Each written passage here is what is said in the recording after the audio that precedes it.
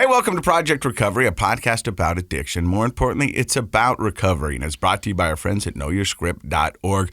Go check them out. Without them, we wouldn't be able to do this weekly podcast, to which I owe a lot of my recovery to, Dr. Matt. You sure do. It's given you a great outlet to have a focus every week on recovery, your recovery, other people's recovery. I think it's been a smart plan on your part. Now, so have you ever noticed that sometimes in life, themes seem to be present? Definitely. You know, sometimes it's trials, sometimes it's relaxation, sometimes it's just there's always seems to be themes that go along in my life. And I really love it when all of a sudden I go, somebody's trying to tell me something.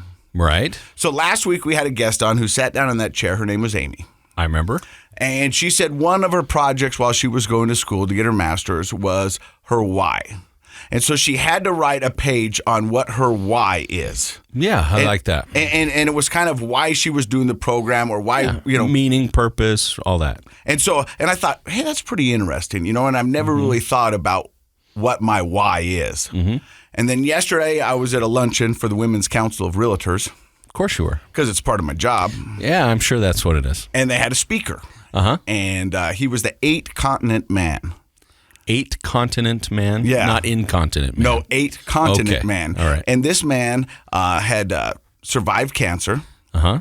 And decided he was going to run a marathon in every continent. Oh, yeah, okay. And he came and spoke. Cool. And it was great. He had some good catchphrases. So hold on. We got two guys at the women's conference. Oh, my brother was there too. And your brother. Okay. Yeah. This is making less sense as we go, but go ahead. But it's my life, and it makes sense. Yeah. And so he has some pretty cool catchphrases. So he ran a marathon on all 8 continents. Yeah. Is that right? Yeah. Wow, that's pretty impressive. And his catchphrases were something like this: I'm too blessed to be stressed. Yeah, I've heard that one, yeah. And I like that one. He goes, my ego is not my amigo. I don't know if that's Freud approved, but all right. But he had this laugh that was just infectious. Cool. And I'm too grateful to be hateful. Those are his 3. That's a good one. I like that. Yeah. But then he started talking about his why. Oh, did he use that same terminology? Yes. Yeah, all he right. goes, so I had to figure out what my why was. Mm-hmm. And he goes, you're not going to believe this, but my why is you. And he was pointing to everybody in the audience. And everybody's like, wow. And what he meant by it was that he was on this earth to do service to others. And he was kind of a motivational speaker. And he goes, I'm here for you. He goes, I'm going to do this speech, and I hope you just walk away with one thing that's going to change your life. Now, it's crazy to think that just one thing can change your life. Mm-hmm. One insignificant thing, one chance meeting, if you believe in chance or if you believe in destiny or whatever, one meeting can change your life, but it really can. Sure. And so it got me to thinking about what my why is. Like I could tell you 20 years ago, my why was I wanted to be on TV. I wanted to do this, and it was all kind of selfish. And it was things that I thought that I wanted. And then it was all taken away from me, and I had to figure out what my why really is. Because I had put so much stock into the TV, the radio, the persona, and all that stuff, I thought that was my why. So you felt like your why, you said selfish, was kind of maybe about more superficial things? 100%. 100%. Did I enjoy it? Did I do good things while I was doing that? Yes. But it was all to feed my ego. And your ego was your amigo. Yes, it was. I love that. And it was. And so when all that was taken away and it was no longer cool to be a Casey Scott fan, and I had to do It wasn't very cool to be Casey Scott for a minute there. Trust me, it sucked. Yeah. But I had to figure out what my why is. Right on. And who I am and what I like, because I was so driven and so focused on these things that I thought I needed to make my life full. Mm-hmm. That they were all taken away. Yeah, you could say that way. I mean, not my family, but the job. Well, let's be honest. Your family changed, if you want to think of it that way. Yeah. You're still good friends with your ex-wife, and you have a great relationship with your kids. But part of your drinking influenced was one of the causes of the divorce. Wouldn't you agree? One of the main causes of my divorce. Right. Yeah, and my my attitude, and a lot of things. And so when I was stripped away with that, I mean, I had to figure out who I was and what I wanted my life to look like. And so that's why I think self-reflection is so important, because I finally sat down and figured out, who do I want to be? What do I want to be? And I want to be a good person. I want to be a good provider, and I want to be a service to others. That's why when we started this podcast is so important to me, because it is a way to give back. And my why now is giving back. I get more from giving than taking any. It's crazy how that works. Yeah, service is a wonderful thing. It often does more for us than it does for other people, and so it's a win-win for sure. But it's funny, when in our young life, when we're young adults, naturally and understandably, we have to survive.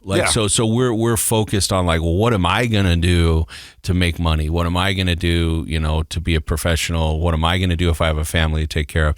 And so it's easy to get caught up in that ego. It's easy to get, especially if you have some success along the early stages, then you kind of start thinking, well, I'm pretty special, I'm pretty important. And I think anybody in any field of work, you're susceptible to that. Right. And so you kind of maybe forget some of those lessons that most of us learned in childhood about service and giving back. Better to give than receive. Yeah. And you're like, I don't know. Have you ever received something really cool? Receiving's pretty good, yeah. And you forget about gratitude, and it's easy to get caught up in that. And sometimes, unfortunately, certain things happen that are tragic, but the positive side can be we kind of get humbled. And we have to reevaluate things. And it sounds like that's what you're talking about, that you realized service and gratitude really are your why, more than the kind of self-promotion stuff. And that's the goal, and that's where I'm aiming to move my life to. But the thing that I wanted to talk to you a little bit about is that, we talk about the 3 pillars or the 4 pillars or whatever your recovery is. Right. And a lot of it's mental, physical, and spiritual. Right. In spiritual, I guess you could put service in spiritual, but, anytime we get somebody on the podcast, and the reason they sit down, like Becky's about to, and tell her story, they get a little nervous. But they always say, and it sounds cliche, but almost everybody who comes on this podcast says it either out loud or in their mind, goes, if this will help just one person, it'll be worth it. Yeah. And service is such an integral part of recovery that I don't think sometimes we give it enough credit or its due. Well, I will tell you, one of the things I've learned from doing this show with you is I had no idea how many people in our community who are doing amazing things for others and really setting the standard for how to serve each other are people in recovery. I just didn't really realize that. There's so many people in all walks of life and serving others in a lot of different capacities who are people in recovery, and part of that service provides them the healthy, positive energy to stay sober and do good for others. So I mean, it's impressive what people do with their lives once they find recovery. Remember when the pandemic was in full swing, and there was a kind of movement that said all heroes don't wear capes? Right. And it was kind of highlighting the frontline responders and all those that go above and beyond. Definitely. Okay? But on this podcast, all heroes don't wear capes. Some of them have multiple felonies, sleeve tattooed arms, but they are heroes. They are. That have been through the fire and walked out the other side and says, listen, I can show you how to do this. I can tell you what I've seen, and I can help you navigate that. And that's they're what mentoring other people, and that's very valuable. And so that's why I'm so excited for our guest today. Yeah. Her name is Becky Tuttle. Right. She's a registered nurse. She's an alcoholic. She's in recovery. And we're going to find out about her story, because it really is inspiring. Because as we were riding up in the elevator, hi, Becky, how are you? Good, how are you? She said to me, she goes, I'm nervous. I go, don't be nervous. You're just talking to 2 friends. Yep. She goes, but my story is not salacious. It's not Jerry Springer-esque. You know what I mean? It's a pretty basic story. And I said, but I think that's what the majority of people out there are dealing with. A lot of times we do get people on here that have had beta fish fights in their garage, or homeless people sleeping in their parents' basement. You know what I mean? And that was just one guest. That was just one person, yeah. But we've had some crazy stuff. Right. We get those stories sometimes that are just pretty, they're outliers. Yeah. But the majority of people, they're just like you and I or anybody else, and they came to addiction in their way, and we talk about how they got out of it and what they're doing. And I think personally, those are those are the inspiring stories, because we can relate to that better. So why was your reason for wanting to do this podcast, Becky? Because I think that there's a lot of people that can be reached, even as you mentioned, just that one person. There's that one person, whether they're a medical professional. I just see so many normal people, and if I can share my story and it influences somebody, and part of being an addict is being alone, and just want people to know that they're not alone and that they can recover and enjoy a beautiful life. I totally agree with that. In fact, I think the key word I think of is hope versus hopelessness. We're either hopeful or hopeless. And when you feel alone, and when you feel like, there's no way to get out of being stuck in what you're stuck with, it feels hopeless. And, I have people come in my office, sit on the couch, talk to me about feeling hopeless, I guess, every day. And sometimes the hopefulness comes in unexpected places, and sometimes it's a brief interaction with somebody, sometimes it's a longer thing, sometimes it's a stranger, sometimes it's someone you know well, but it's always a personal connection. And so by you sharing your story, you're offering a personal connection to anybody who's willing to listen, and therefore they have the opportunity to grab some hope. And so I'm excited to hear your story today. I heard this person the other day talking on the radio, and they were talking about hope and how powerful hope is. And by the way, hope is a studied subject. We use hope as a regular term, but if anybody's a nerd out there and wants to read stuff, you can look up C.R. Snyder with an S and look at his research on hope. Hope is a powerful psychological concept. Go ahead. The only way hope is not beneficial to an addict in recovery is that you hope this magically goes away. Yeah. You know what magical thinking. Yeah. And sometimes we do that. There was a lot of years. I hope for magic every day. Yeah. I battled my addiction for so many years and tried to outthink it, outmaneuver it, and all this stuff. And I'll be honest with you, I hope it would just go away. Maybe tomorrow I'll wake up, I won't have it. But that will not work. Right. And I don't want to make anyone mad, but this is a disease that you can't hope and you can't wish it away. You can't. Yeah. It doesn't. You have to do the work, and you have to do it for yourself. But once hope becomes part of your process, then work becomes exciting. You see the process, you see the progress. It feels good. Hope is a cool concept because it builds on itself. Yes. So success leads to more success. Hope leads to more hope. Like a snowball. Yeah, there's a positive snowball effect. Absolutely. And I love it. And so I can't wait to hear Becky's story. So where does the story of young Becky begin? So I grew up in Ogden, Utah. Yeah. I say that because I grew up in Ogden, Utah. Well, let's look at your hat. Oh, yeah, it says Ogden Made. Yeah. Before Ogden Made was a thing, we used to go, "You're from Ogden?" Yeah, the biggity O. O-Town. O-Town, right. I had a great childhood. I'm the youngest of 6 kids, the significant youngest. My older brothers are quite a bit older than me, and then I have an older sister. You're kind of the trailer kid. Yeah, I was like the tail end, accident child, you would call it. Oops, baby. Oops, yeah. I think my mom had me when she was in her early, like 40 at least. So, but my parents were great. They supported me. They loved me. I had a really normal childhood. My dad was a coach for all of our girls' events. My mom was a stay-at-home mom and just very on it and made dinner. Just your typical like 1970s wife. And I had great parents. I had a great family. I love my family. So no real trauma to speak of? No, not at all. When I got into my teenage years, my parents, they were older. My dad was retired. They traveled a lot. So I was home a lot on my own and could make good decisions, kept the house clean, like went to school, didn't slough. I didn't throw big parties like Casey would have. Parties. And did. I think I had like one, but it was just like small, like hiding in the little closet. Like, no lights on in the front so neighbors could know. Yeah, everybody snuck in the back door, parked 3 houses down. Mm-hmm. Yeah, it sounds like you've done this before. Yeah. Like I've had some good friends, but when I was about 16, like just something clicked and I like felt a lot of pressure and I didn't want to feel that anymore. And at that time, I just I still did well in school, but I didn't want to go. didn't feel like I maybe fit in all the way. There was friends that like my close childhood friends, they kind of were doing we were separating.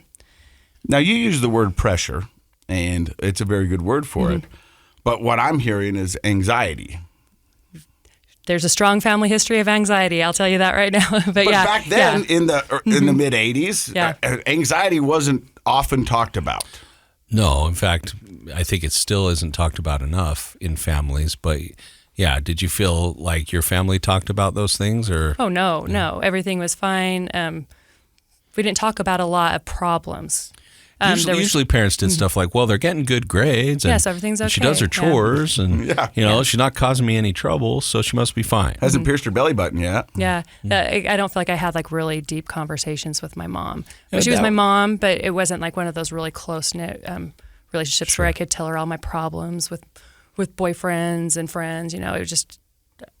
There wasn't problems, so why talk about it? Well, there was problems, but we didn't talk about it, I should say. Right. You want to talk about just the things that were going well. Yeah. But you're around 15, 16, and you're having this pressure, and you don't want to go to school, but you're still just maintaining and going through everyday life. Yeah, I was checking the boxes, I was doing fine, but that's when I took my first drink, and it was a horror story. We're going to a haunted house, and I think that they made some jungle juice. I had never drank before, and I didn't know. And hard alcohol hits you harder than like if you were sipping on a beer or whatever. And it knocked my socks off. I didn't go home that night. I think I ran into a tree. It was a disaster. And so. But it was a disaster. But did you have a good time? No.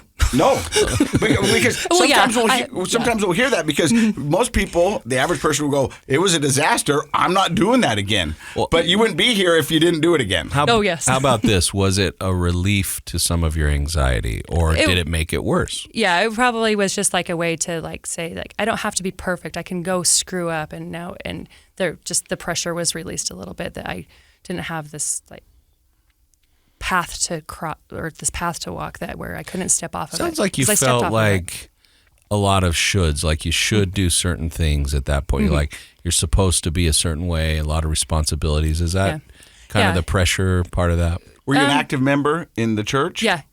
So in the 80s, the church was Which church would that be? LDS The Church of Jesus Christ of Latter-day Saints. All right, just so the listeners know. Yeah. And in the 80s, like growing up, it was a lot different. I find the church like a lot more understanding and comforting versus in the 80s, it was like, if you fall off this path, then you're a sinner. Pretty rigid, right? It was very rigid, yeah. And like I don't fault the church, like the LDS church or anything for the choices that I made at that time, but it was just something... When you want to talk about pressure, that's a lot of pressure to put on a young mind. Well, the truth is we have biological predispositions towards physical traits as well as psychological traits. And so things like depression and anxiety, if, like you said, they run in the family, then you have a predisposition to that. And so a kid who has a predisposition to anxiety doesn't need a lot of extra pressure about rigid rules because they already are putting that on themselves. And so for some kids that don't have that predisposition, they can grow up in an environment with lots of rigid rules and be like, yeah, whatever, I didn't even really notice. and Casey. And then other people who kind of grow up with that, it's like a hyper conscientiousness. And they're like, oh my goodness, I've really got to follow all the rules. And you're putting extra pressure on yourself plus the pressure from the outside. And we don't realize that those kids are really carrying around a lot of stress and pressure from their predisposed anxiety plus the rigid rules and expectations of either church or home life or whatever. And it can be tremendous amounts of stress that we don't always see on the outside. It's often just on the inside. Yeah. So the day after the disastrous first partying, how did you feel? I felt terrible. I felt bad. I'm like, I'm never going to do this again. Probably but guilt. You're like, well, not everybody has a terrible experience. Like, I got to try it again. Like people appear to be having a lot of fun when they drink and they party. And, so I went to a party and I remember taking my first sip of beer and it was disgusting. I had to have a Jolly Rancher in my mouth just to even tolerate it. But I got it down, because this is what I wanted to do. I'm not a quitter. Yeah. I'm not a quitter. Yeah, I'm gonna do this. I'm gonna do it right. So of course I did it right because There you go. what we That's do. the personality. And then, yeah. another disaster happens, just a humiliation. When I drink, I do it well, and it's embarrassing, and I do stupid stuff, and I don't stop because I gotta just keep going because that's what we're supposed to do, and have fun. But I didn't find that I was. Sometimes I'd have fun. It wasn't always like a terrible experience, but when there was a terrible experience, I remembered it. You to this day still remember those humiliating things. Yeah, and then at some point, alcohol became more of it took away that. I didn't have to remember that, and it took away the fear and the anxiety and the pain. So, did you start to gain sort of a reputation, because you did kind of outlandish things when you were drinking? Or I would have called you 2 Beer Becky. I think I tried to avoid that reputation of the partier or the slut or whatever, So I went to college. So I left. Okay. I went to college in my senior year. Oh, you left early from high school. Yeah, so that. But your grades were good enough that was an option. Yeah. So I kind of exited out of the high school life and I went to college. Had boyfriend breakups, so on and so forth. Just a normal, ritual of growing up. Sure. So I went to college and everything was going fine in college. Did you party in college? Yeah, a little bit. I wasn't in sororities or anything because I went to Weber State, so I literally was going to the Harrison High, as you call it. Yeah. I lived at home still. My parents were on a mission. They left to go on a mission when I was 18 years old. They went on a mission to India. And that's for the LDS Church. Yeah. For the listeners who don't know, everybody knows the young missionaries, but oftentimes when couples get older, they'll go out and serve and do missionary work. So they were in India? They were in India. Wow, that's a long ways away. Yeah, and at 18, I was pretty much on my own. My parents, so you were living at home, but it was your own house. It was at my that own point. house, yeah. So I can control. My brother lived there, and he was trying to be my supervisor, but I'm sure that went well. Huh? Yeah. You're in college. Your parents are gone. Yeah. Yeah, I moved out briefly. So did you know what you wanted to do in college? No, I got a bachelor's degree in lifestyle management, which is essentially health, recreation, nutrition, and fitness. Because I had it all together and I wanted to teach people how to be healthy, So after I got my bachelor's degree, I went and worked at a residential treatment center out in Syracuse. For substance, for alcohol? For youth, yeah. Yeah. So all behavior problems for behavior disorder yeah. kids. There was a lot of kids from California that came. They were on some California program. There was a lot of wealthy children.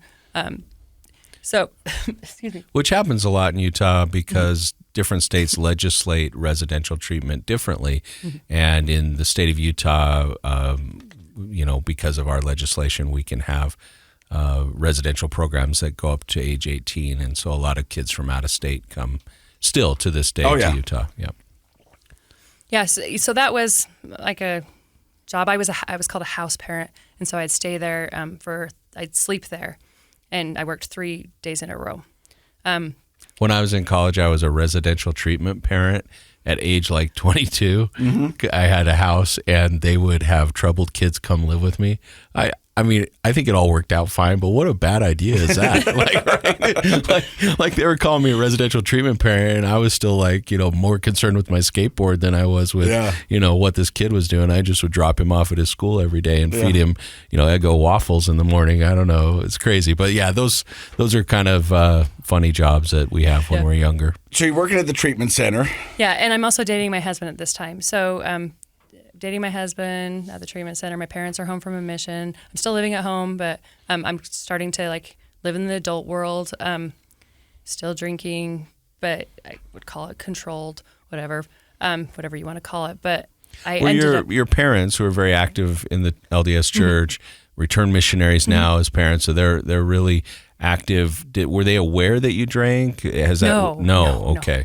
So what was that pressure like? No, I was a trying closet drinker. I what happened at home was very different presentation than how I lived. So was that a strange life to Yeah. live? Like this duality of like I'm one way one place and one way another? Yeah, well, I just didn't want to hurt them or upset them, like that I had chosen a different path and that wasn't the same as theirs.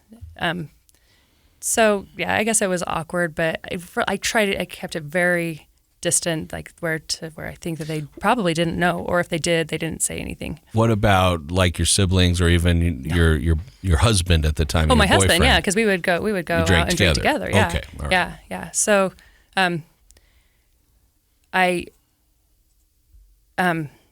where was I going with this? Anyhow, yeah. So we drink together, and essentially, I ended up getting pregnant. So now we have a baby coming, and now it was really time to grow up. And in the typical culture, like you get married because that's just what you're supposed to do, is to have like a cohesive parenting for this new child that's coming into the world. So we ended up getting married. It was terrible to tell my parents that. I don't even know they know what to say. Like I didn't have like some spectacular $1 million wedding. I had very simple wedding. The people, like the neighborhood, came, but it wasn't like some extravaganza, like celebration, if you want to call it. It was a marriage, and then. And your older siblings, so you were the youngest of how many? I have 4 older brothers and an older sister. Okay. So A lot went before you. Sometimes it's easier if one of the older ones messes up big time, but had they all kind of followed mom and dad's path pretty closely? My oldest brother, he's not active in the church, so he took his own path. My other 2 brothers are my youngest brother, I would say. He's not super active, but they didn't have any major, like, obvious issues such as me. So my sister, she's pretty... So you were the first one to come along to really challenge mom and dad a little bit. I think my oldest brother challenged them, and I did. Okay.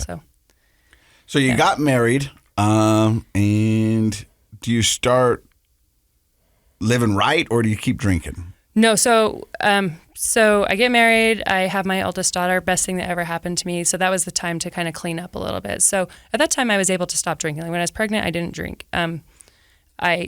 When they were small, I would just be an occasional drink. It was more, just more social, more appropriate, I would call it. And then I got pregnant with my second daughter, and again, I was able to quit. Not a big deal. And at one point, I was like, I need to stop drinking. Like I had this feeling like I need to stop doing this. My husband was out of town on a job in Cedar City. He works construction, and I stopped. Like, this is what I need to do. This is what I need to do. But he came back, and I didn't communicate that to him. And so we just continued to, like, occasionally drink, go out to dinner or whatever. So he didn't know you had been having that feeling of needing to quit. I never shared it with him. I was like, I really need to start, like. You were getting scared. I don't know if I was even getting scared. I just had like this feeling that something was going to go wrong, but I didn't act on that. Premonition, huh? Yeah. So, I was a pretty normal drinker. I had some friends that we would just go out on occasion, but I was mom now. So my kids took they became the priority, and I took good care of my kids. I was a good mom. My kids had everything that they needed. They were provided for, and probably to excess. We moved to Camas about when my oldest daughter was 5. And that was kind of a game changer for me. I think that's when things started to get a little bit abnormal. So I moved out of my hometown where I had close family. I could ditch. They were just 10 minutes away, friends there. And I moved to Camas where I was a little bit alone. We live on a mountain up there. And your kids are what age again?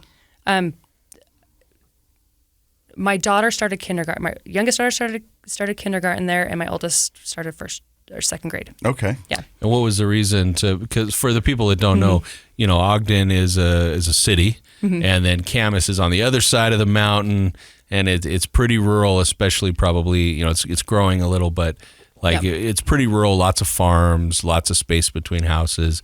Was that the lure of moving out there? Yeah. In Ogden, we had just this little backyard, and we wanted more land. We had this Alaska Malamute that needed a place to run, so we wouldn't get locked up all the time. So moved it there just for a new location, more property. but definitely more isolation because Definitely. you're used to being on top of each other in the city, Yeah. and then now you move to the country where it's a lot of space between houses. There's a lot of space between houses, and we'll get to that. And that's when you started to notice that things had changed a little bit. Yeah, well, still I didn't notice that things had changed because I was in such denial. Like I was isolated. One of my friends moved from Ogden, so I had connection there. We just had a little neighborhood like area of partiers. So up on the mountain. I didn't really connect. I wasn't like the PTA president I wasn't like that mom that like had like all these mom friends, if that makes sense. Sure. I was working, so I would work full time. My kids would go to school, and I adjusted my career and my life to accommodate my kids because we lived on top of a mountain, and it was a good. I think it's a good mile to my house from the bus stop, up a hill. Yeah. So At this point in your career, are you a registered nurse or are you still working for... Oh, I forgot to tell you that. Well, yeah. I missed that part. Yeah. It's okay. It's okay. Can you edit this? No, we'll just go back to it. You're fine. Okay. So yeah, I have my 2 kids. I have this degree that's kind of like doesn't pay very well. Don't really know what to do with it. It's a little bit of everything, but not super solid. Like where I can go be like a dietitian. I have nutrition background, but I can't be a dietitian. So I just was too broad of a degree. So I decided, well, I have all the prereqs for nursing. I never dreamed of being a nurse. I didn't I wasn't ingrained in my soul from a child. I kind of thought it was gross a little bit. Well, let's be honest. A lot of nursing is pretty gross. But it just made sense. And so I finally I had to apply. The first time I didn't get in. The second time I got in. So I went to nursing school, Weber State. Which is a pretty tough program to get into. It's very competitive. Very competitive. It was hard to get in, and I did it with 2 small children. And That's so, impressive. Yeah, it was it was really An accomplishment. a huge accomplishment. It was hard. There's a huge knowledge base that you have to learn in a very short amount of time. Yeah, so that's how I got into nursing. And I forgot another important detail. Well, tell us. This is your story. So after the birth of my second child, I was diagnosed with Graves' disease, which is an autoimmune disease that attacks your thyroid. So really low energy. high. Oh, high I'm energy. high, So yeah. you're high. Okay. Yeah. So like I would be driving down the road and my foot would just be pumping on the pedal, and I'm like, what is wrong? So I was diagnosed with that, and which causes extreme anxiety, like off the charts anxiety. It affects every body system. Heart rate goes high, like have a tremor, super nervous, super anxious. So I was diagnosed with that, but it kind of went away. So I don't know if I went into remission or not, or if alcohol suppresses the thyroid. So I don't know if there is a connection. I do think that there's a pretty strong connection between having Graves' disease with the extreme anxiety and drinking. So, okay, so back up to Camas. So we're living in You're back on Party Mountain. We're back on Party Mountain, got the party friends. We threw a raging New Year's parties. It was fun. We're still having a pretty good time. It was becoming abnormal drinking at that point. But I wouldn't call myself an alcoholic at that point. Well, abnormal in what? Like, what do you mean by that? It was becoming more excessive. So it wasn't just social anymore. Yeah. I would like maybe disappear over, because I have a lot of space around my house. I would just go disappear like behind a tree and drink a beer. But see, that's how the disease works. At first, you're drinking on Friday or you're drinking on Saturday, and then everything's good. And then you're waiting for holidays like Cinco de Mayo, St. Patrick's Day. Any holiday you can imagine. But then it's like, and then you start to negotiate with yourself. You're like, well, I'm only going to drink, on Friday, or I'm only going to drink on Saturday. And then you go, well, but Thursday's like Little Friday, so maybe we can drink on Thursday. Right. And then you go, but Sunday is really fun day, and so we'll just drink on Sunday. And then Monday comes along, and I'm hungover, so I'm just going to drink a little on Monday to help me get through the day. And then next thing you know, you're just sober for Tuesday and Wednesday. And then, I mean, but that's the madness of the disease. And then you'll start to say things like, well, I'm not going to drink until at least it's 5 o'clock. You know what I mean? Right. And then 5 becomes 2. And you're like, it's 5 o'clock somewhere. Jimmy Buffett song. Right. You know, but isn't it crazy how that creeps in and how your mind can justify and rationalize just about any way to drink? Yep. And so when I think, and I only speak from my experience, when you say it became abnormal, it's those kind of things. It's like, well, I'm just going to go down and duck behind this tree, and I'm going to have a couple shots, then I'll come back, and I'll be fun mom, and everything will be cool, right? Yep, I'll have the edge off, yeah. I'll just be happy. Because I don't want to be mean. You know, and then the stupid thing about this disease is that you will start to say, I'm doing this for you. Yeah. So you get a better me. You know what I mean? I don't really want to, but I would just sit here and sulk and be hungover, but you deserve a better me. And the only way I'm a better me is if I put a couple drinks in me. Thanks, Casey. I appreciate it. But does that sound familiar? Oh, completely familiar. Yeah. Crazy, right? Yeah. And just out of curiosity, had you gotten treatment for your Graves' disease yet, or was that still? I'd get my levels checked on occasion if I was feeling off, but they would come back normal. Yeah, but I think it's because I was suppressing it with alcohol. With alcohol, yeah. But when the partying, in your own words, comes to be abnormal, did your husband or did any friends ever go, hey, you know what, you might want to think this through? My husband would definitely say stuff. He hated me drinking because I'd get belligerent. I'd be mean. Usually I was mean, very insulting. A lot of F-bombs would fly when I was drunk. So he did not like me drinking. That's when cycles started happening. My husband didn't like me drinking, and he got very cold, and he'd be kind of mean.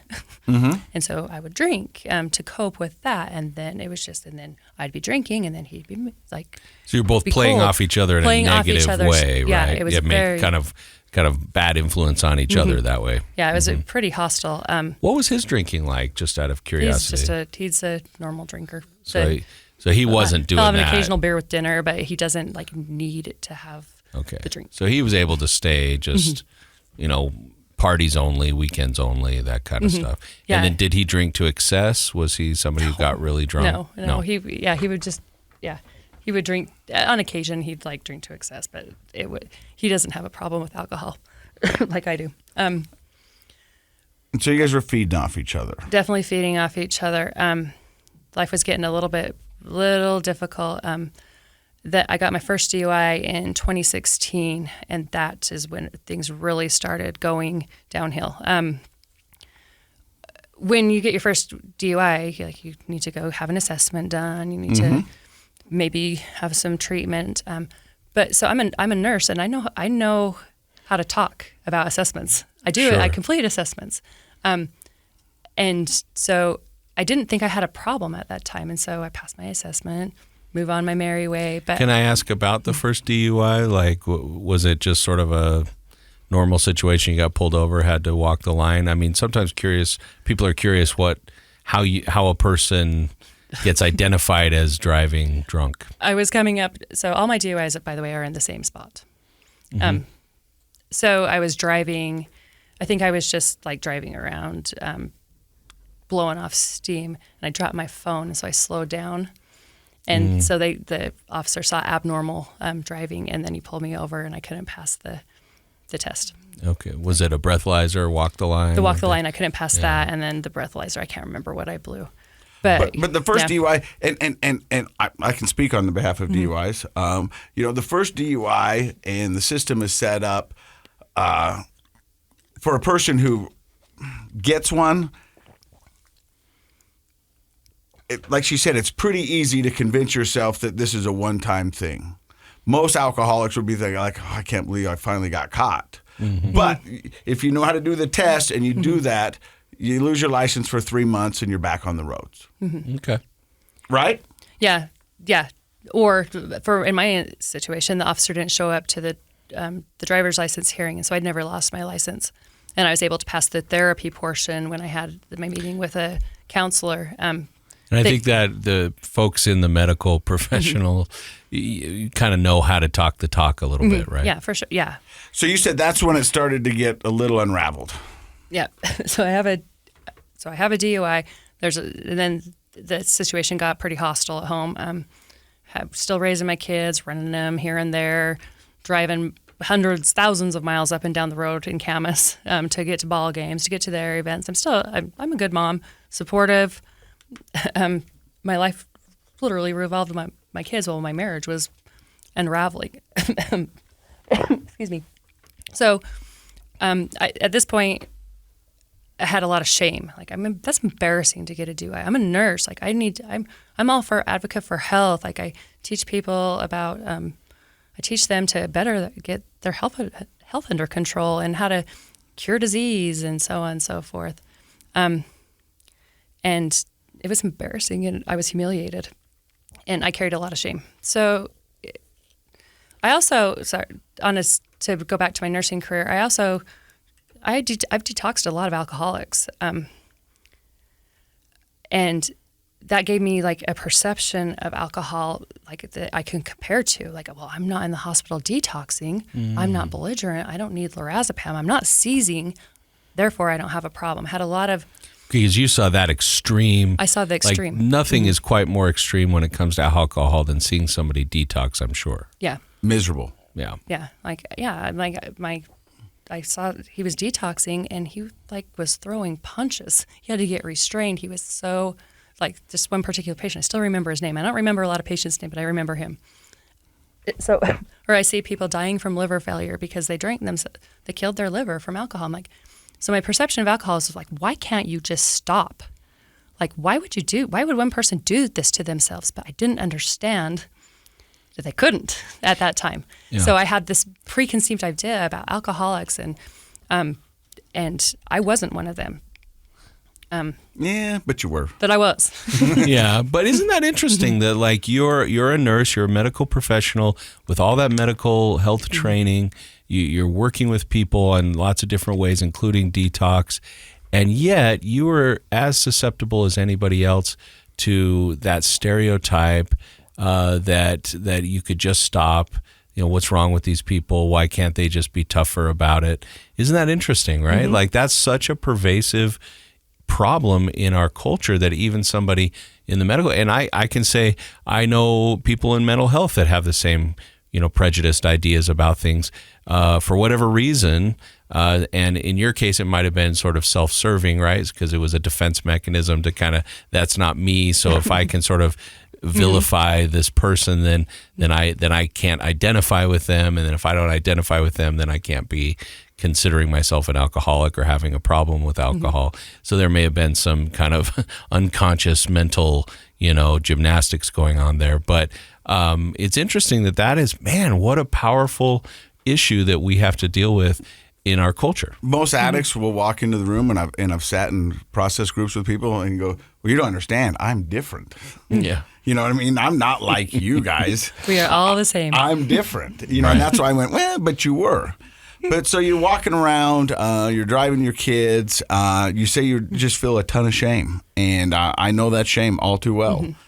But that's not your only DUI. Oh, no. Yeah. So then so we're having the marital problem cycle of me drinking, a lot of contention at home.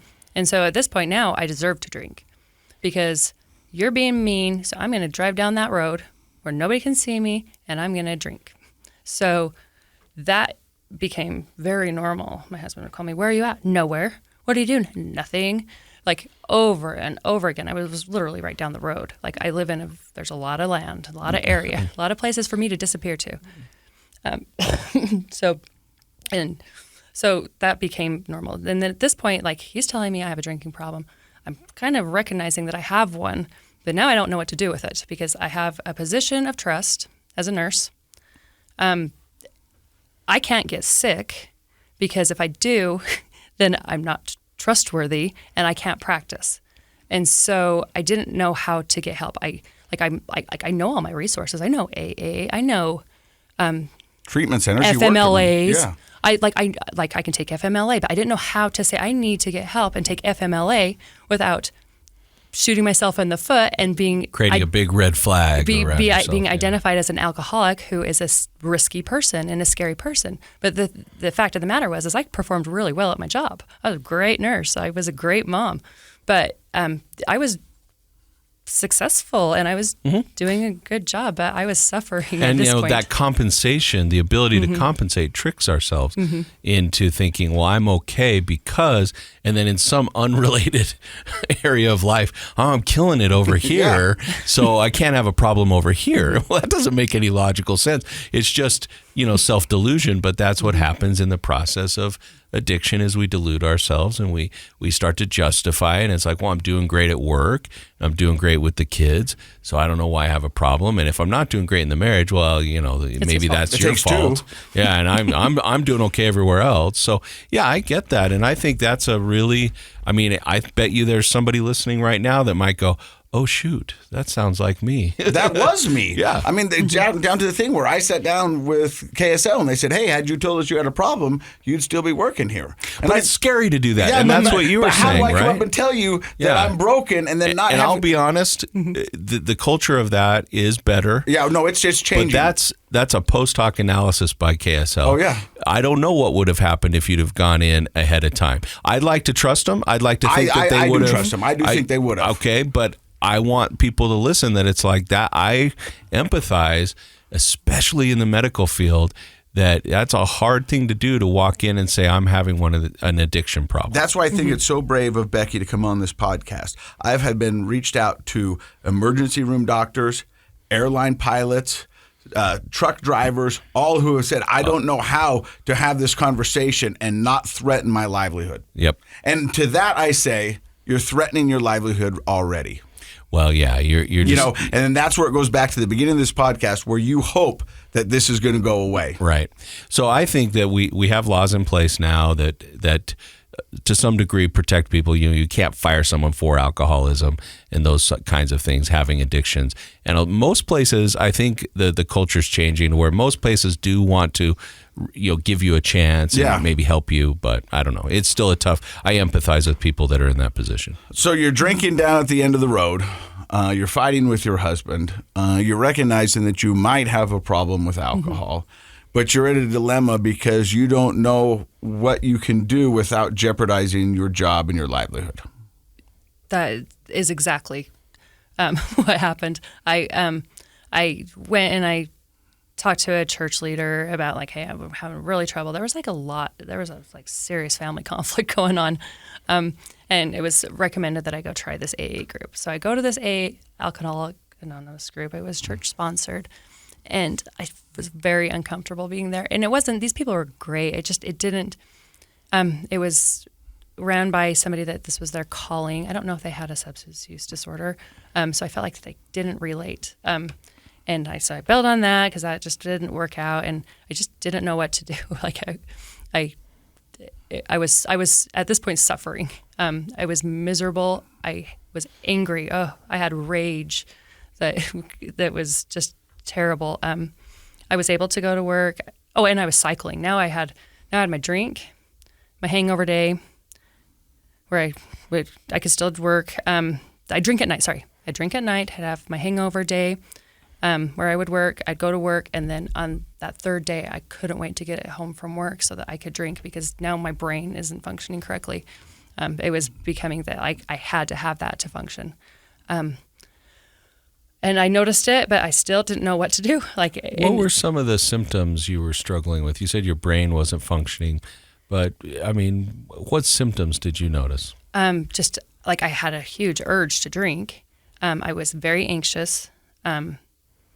And I was almost preoccupied with it. Yeah, I could go and take care of my patient. I was working home care. I could go take care of my patient, and I was safe to do that. I was very competent.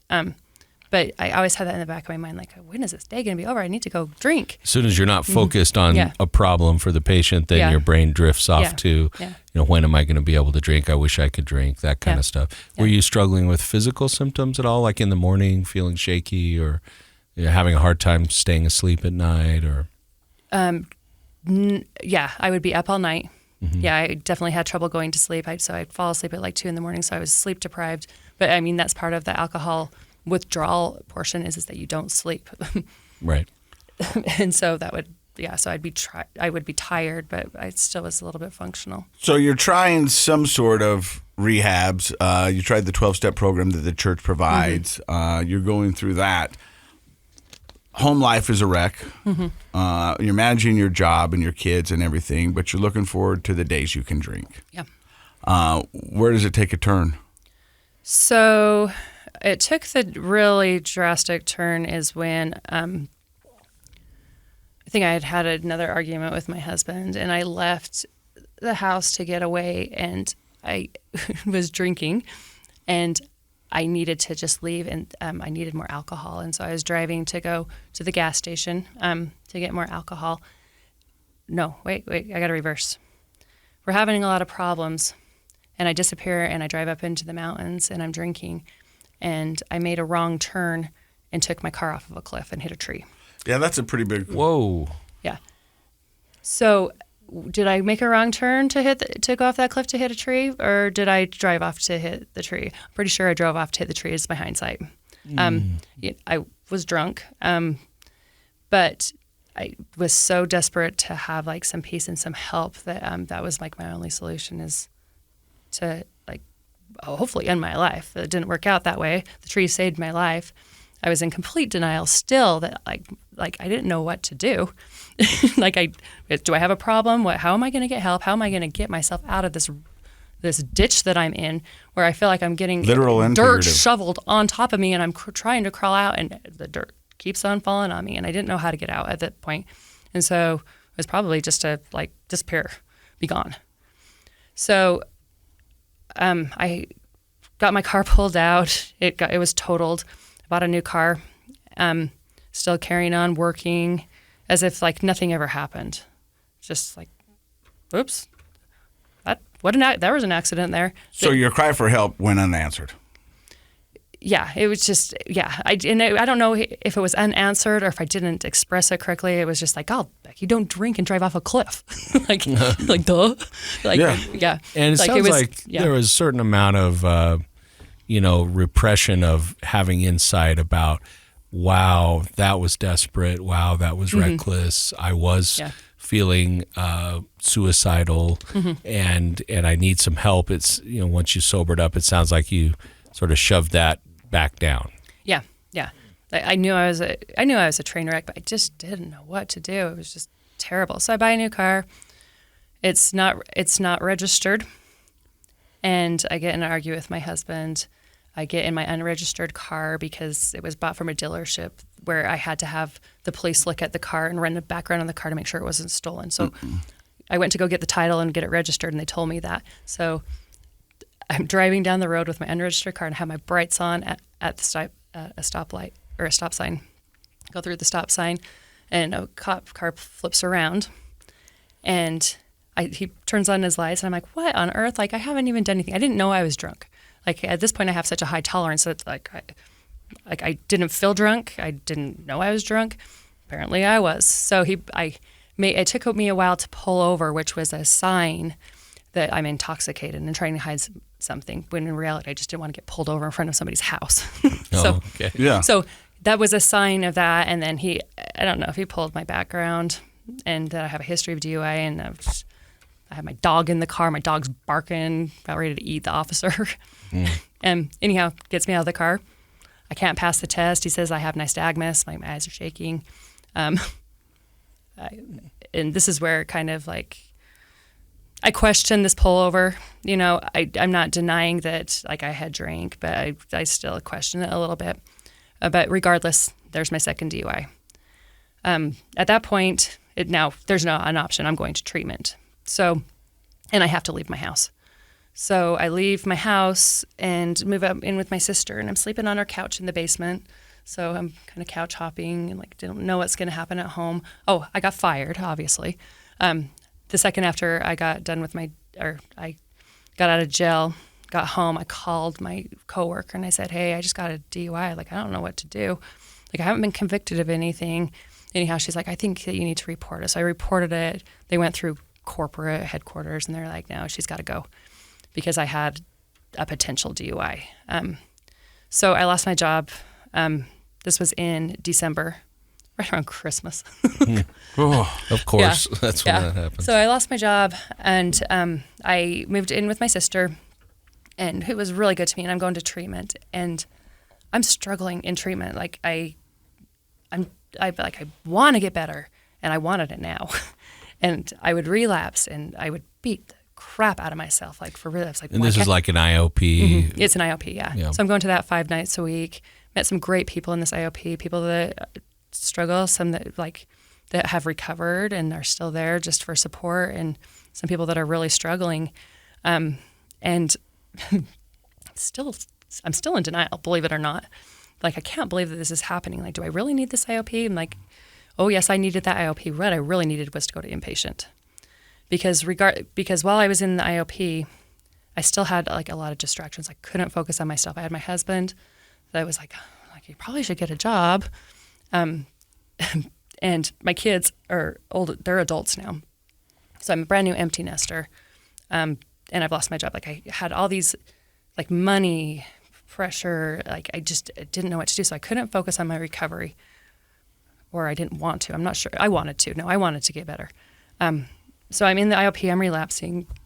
I ended up having to have my keys and my purse taken away, so I couldn't walk to the gas station. I'm a beer drinker, by the way. Mm-hmm. So I don't like hard alcohol, based on probably my first experience with drinking. Mine was Bud Light. Yeah, I went from Coors Light, Bud Light, to Natty Light, to PBRs, you know, like. You don't get a blue ribbon for coming in second. Yeah.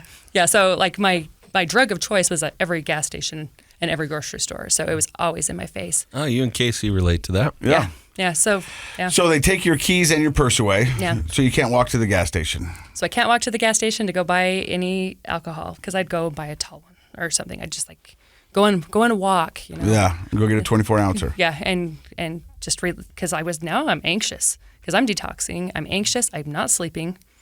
I don't think I had a good night's sleep probably for that. From January till March, we'll say. Mm-hmm. Didn't have any. I was detoxing. Like, I wasn't seizing. I didn't need medical detox, but I was struggling. And then at that time, I think my Graves' disease started popping up. So my detox, like my anxiety, was through the roof. A lot of outside issues going on, and I couldn't focus on myself because I had zero self-worth at this point. Yeah. Like, I was embarrassed. I was ashamed. I was devastated. I was threatened.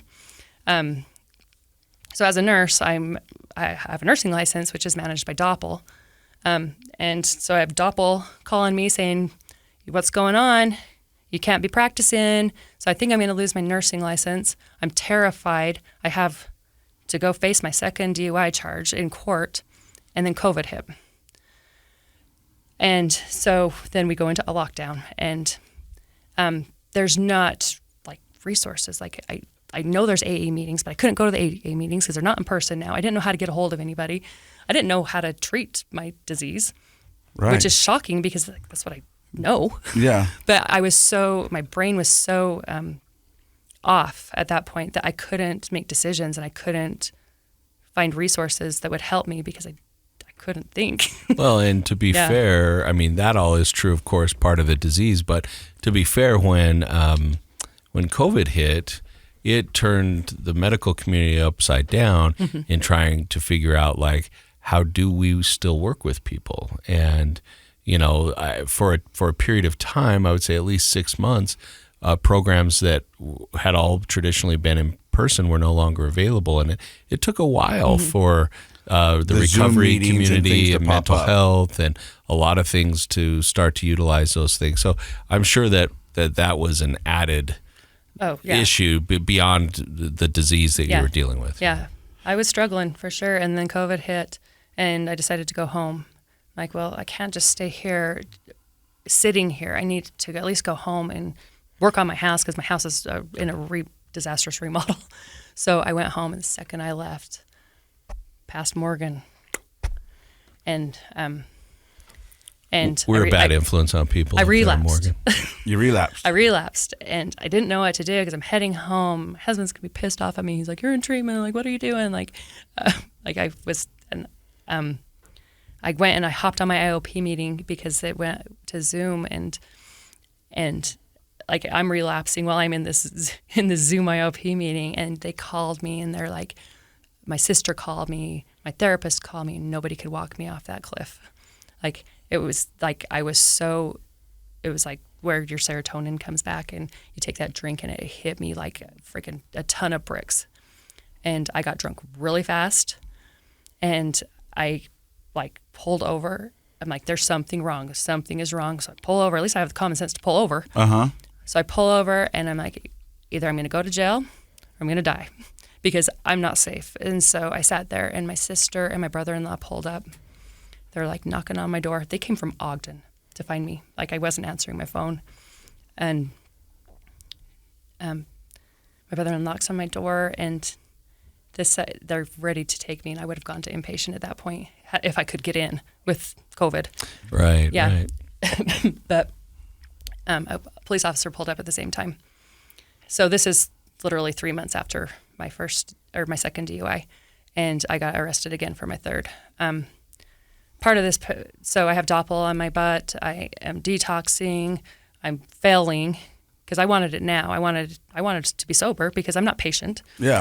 Microwave society. Give it to me now. Give me hot. Get it ready. Let's do it. Yep. Like I stopped drinking. Now I'm sober. Like, why is this so hard? Like, it was such a huge battle. Like, it was terrible. And then COVID hit, and I lost my court date. I was losing jobs. I was applying for jobs. I got offered a job, and I couldn't get a job because I had pending charges. I couldn't get out of court because the court system was shut down. Yeah. Yeah, and it was a perfect storm. Yeah, that was a very awful time of my life. It was an awful 2 years while I was stuck in the court system. I couldn't get out. I was trying to recover.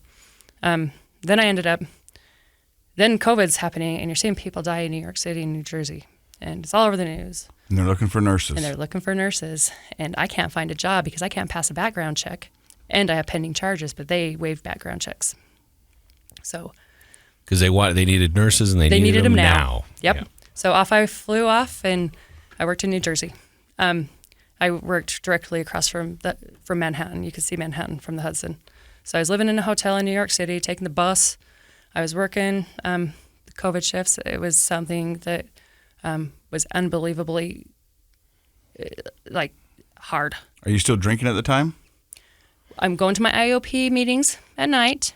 I'm working the night shift, by the way. I'm going to my IOP meetings at night, but I'm drinking. I would walk over to the little gas station because I love my gas stations and buy beer and then drink. And then that's another part of my problem. I got to step back a little bit, but my transition from being a normal drinker to things are getting pretty sketchy is I would work the night shift. I worked the night shift for years, and I'd have to crank up on caffeine to stay awake so I could take care of patients. And then I'd have to drive home. I couldn't fall asleep driving home, so I'd still be a little bit wound up. I had a busy night, patients gave me anxiety, and I'd have to drink to go to sleep. Yeah. So the upper and the downer. Yep. So I drink a beer to get me to sleep because I had to get up the next night, drive to work, take care of people, not kill anyone because I'm tired. And that is definitely the tipping point, was working the night shift. Yeah, and the night shift, man, that will mess up your cognitive abilities because it's just not our normal circadian rhythm. And so even when people get 8 or 9 hours of sleep, but it's during the day and they're up all night, it creates a lot of sleep disorders. And so a lot of people find themselves in that trap that you're describing of taking something to get up and then taking something to go down. I was in it. So you're in New Jersey, across the bay from Manhattan, and just trying to maintain, doing what you can. I'm trying to maintain. A pretty chaotic situation. It was a very chaotic though, situation. It was horrifying. It was heartbreaking. There's a lot of codes. There was never seen people that sick in my life. I've been a nurse for 20 years. These people were sick, and there wasn't enough people. And so... And a lot of codes for people that aren't nurses. What does that mean? A lot of codes. Oh, like people dying, like a code blue. Like this person is going and we need to get in there now and get them on a ventilator. So it was serious and it was chaotic and it was unprecedented. Yeah. So that's a lot of stress for a person who's trying not to drink. And while you're over there, are the charges still pending? The charges are still pending because the court system didn't open up again until I want to say August. Yeah, it went from March to all summer. August. Yeah, it was gone all summer. So I had these pending charges. Yeah, I wasn't there for very long, but it was long enough. And I hope, I was the perfect person to go there because I'm a nurse. I can help, and I don't care if I die.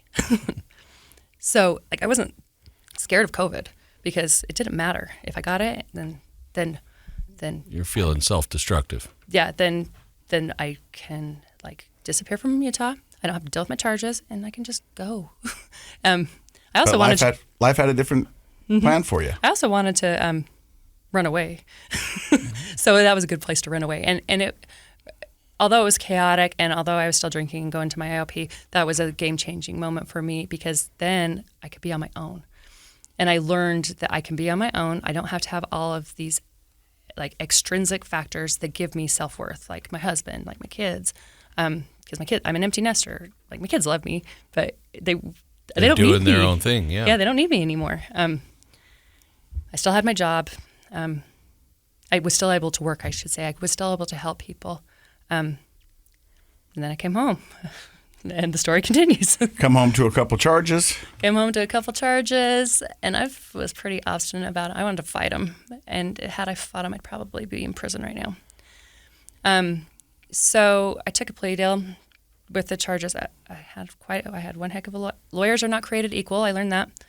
One of them got fired. I hired another one and took a pretty decent plea deal. The plea deal was 10 days in jail, and I'm not charged with a felony right now because if I had a felony, I wouldn't be able to work. So I took a plea deal for reduced charges and drug court. So I'm in drug court for DUIs. I don't have I don't do drugs. But probably half the people in drug court are there for felony DUI, and the other half are there for crimes committed while under the influence. But as of today, you are over a year and a half sober. I'm over a year and a half sober, and I stared with the devil, literally, and I am sober and I won. But that's just the horror of this disease I firmly believe it's a disease. I have no reason. I don't have trauma, maybe little bits of trauma, but I'm not your classic person. I have no reason to be an alcoholic is what I'm trying to say. And I am. And I think that's what I want to share with people is that the stigma is real. I had to fight hard to go back to work because people thought that I was unsafe, that I would hurt somebody, that I lost a lot of jobs. I applied. I went to a lot of job interviews, and I got rejected a lot. And then I interviewed, and I found I have an excellent manager and an excellent coworker that my life is not based on my addiction. They know that. I'm a very good person that got caught up in something that I could not control. And I regret my feelings that I had towards other. I didn't hate people. I understood. I was compassionate, but I didn't understand. And I think that this journey has been insane, but I wouldn't. You can brand me with the scarlet letter now, because I can carry that with no regret, and I feel like I have an opportunity to help other people that are scared of having that brand of an addict, because it's silly, it's wrong, and there's a lot of education that needs to take place to change this stigma of that people are worthless and that they aren't safe and that I'm going to steal pills or, because this is what people think, or that I have a hangover or. So how did you get sober? I mean, because you said you came back from New Jersey and you got put into drug court. Mm-hmm. Is drug court what helped you get sober, or? How I got sober is, I pled guilty to my second DUI, and with that I got a probation officer and a breathalyzer. In your car? That I'm blowing 3 times a day. A handheld breathalyzer, a sober link, whatever you want to call it. That's what got me sober. Is that if I blew dirty, or if I showed Registered. alcohol, if I registered, yeah, there's a word, I would be going to jail. And so at that point, I didn't want to go to jail because I was like, You already spent 10 days there. I was like regaining my life again and like starting to feel good. But yeah, the breathalyzer is what got me sober. And I wish it would have been AA. I wish that I would have been able to listen. I wish I would have been able to calm down. But that wasn't what worked for me. I had to have a probation officer and law enforcement, and that got me sober. I don't need that anymore. I think that the first 3 months is pretty hard. And then after that, I lost my craving, and I was starting to clear and be able to see things as they are instead of these concocted, like, crazy things that, like, I thought was happening, because alcohol messes with your emotions. It messes with your perceptions of things. It messes with Reality. and your reality is like, that's not normal to go down the road and drink, but that was normal to me. Yeah. Yeah. So does drug court help you stay sober? In drug court, I don't care. Like, this is no secret, but I don't care for the court portion of it. Like, I meet with a judge, and for the first, 6 months of it, probably 1, 2, 3, 4, 5, 6, 7, 8. For the first 9 months of it, I'd see a judge every week.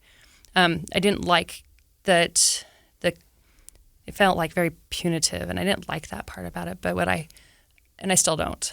But I have met the most amazing people, and that's another thing, is that I've met really cool people that suffer. They're not. They have criminal charges, but they're not criminals. They are beautiful people, and I'm so grateful to have met them and to, like, share this journey that's been really hard. Yeah. Can I ask about your husband? Oh, I have a great marriage. Oh, see, Oh, there I we love go. that. Nice. You eliminate the alcohol, and it's just amazing what happens. Like, yeah, we have a great marriage. My husband loves me, and he always did, but he didn't want anything to do with that. And can you blame him? It sounds like you were a little unpleasant when you were drinking. He was. Yeah, it was both. It took two to tango on this one. Right. Yeah, It yeah. always does. And I think that's, we talk about alcohol or addiction as being a family disease. It affects everybody. It brings out the worst in all of us. So I'm sure it brought out the worst in him. It brought out the worst in you. And that's not sustainable. But I'm so glad to hear that you guys are doing well. So, Dr. Matt, I love it. And you're currently working as a registered nurse. You've found people who love you and appreciate you and value your service. And you say that's not like a typical story. That's a pretty.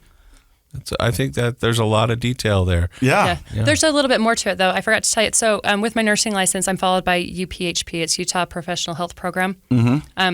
So I am drug tested. Like, I pee in a cup. There's no doubt that I am clean and sober when I go to work. They have ample evidence of that. There's treatment requirements. So my nursing license just wasn't like, oh, okay, here you go, baby. No, I know. Go back to work. Like, so not only do I have drug court, but I also have UPHP. I got a double whammy here. Yeah. So and that's what comes with when you have a position. Such as being a nurse or a doctor. That's what the program's designed for: nurses, doctors, dentists, physical therapists. But Yeah. it's an important thing, and you put yourself in that situation, so you'll do what you need to continue to work. Well, and I think it's even a little more than that. And I don't, want to put words in your mouth, but when you have a helping profession, when you're somebody like you mentioned, any of those healthcare types of people, it becomes part of who you are. It becomes part of your self-perception and how you think about who you are. It literally is, I'm someone who helps somebody else. And when a part of who you are is threatened to be taken away, it's awesome to see people dig in and fight and be willing to have all that extra oversight and the hassle of peeing in the cup and doing all these things, because you're like, I don't want to give up part of who I am. I'm going to fight for it. Yeah, for sure. Yeah, this isn't about the money. Like, nurses don't get paid that well. This is definitely, it has become part of my identity. And when that was taken from me for that amount of time, I probably lost about a year. That was really hard, and that really affected my sobriety. Like, that's when it was white knuckling, like, fight. That's when I was fighting for my life. And that's why it's so great that there are certain programs out there. Casey had a program that helped him, drive so that he could work and do those things. And we have this healthcare oversight program that helps people see, the program is there if you'll take advantage of it to be your best self and allow you to continue to flourish, because when your identity is taken away, you can see how easily a person just can fall back into their addiction. So I think those sorts of programs are really beneficial if people will take advantage of them. For sure. Well, from one guy who peed in a cup to another lady who peed in a cup, I'm proud of you. You know what I mean? Because I'm going to tell you that.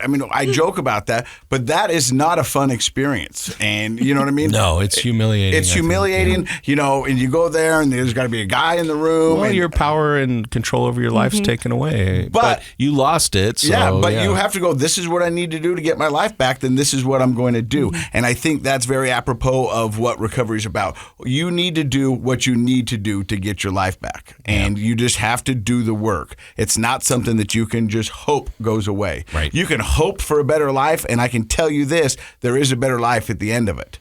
Yep. But you've got to do the work. Nobody can do it for you. You're going to create it. So thank you very much for stopping by and sharing your story. It is absolutely amazing, and it will help someone out there. It'll help multiple. I hope so. Especially the medical community, man. COVID's been very hard on that community, and I know how people cope. Well, I get emails. Right. I get emails from first responders all the time, from firefighters to EMTs to emergency room doctors who love the show and would love to come on, but are afraid of the repercussions. Hesitant. If they shared their story. So I'm glad you were brave enough to stand up and do it. Hopefully, I don't have repercussions. I don't see any No. This is just a part of my life. You're a very small story that I have that was very scary and terrifying, to say the least. But that doesn't define me. I'm far bigger than this. Well, you're awesome. Thank you very much. Thank you. And Project Recovery is brought to you by our friends at knowyourscript.org. And in case you forgot, Project Recovery is what? It's a KSL podcast, Casey. Biggity, biggity, oh.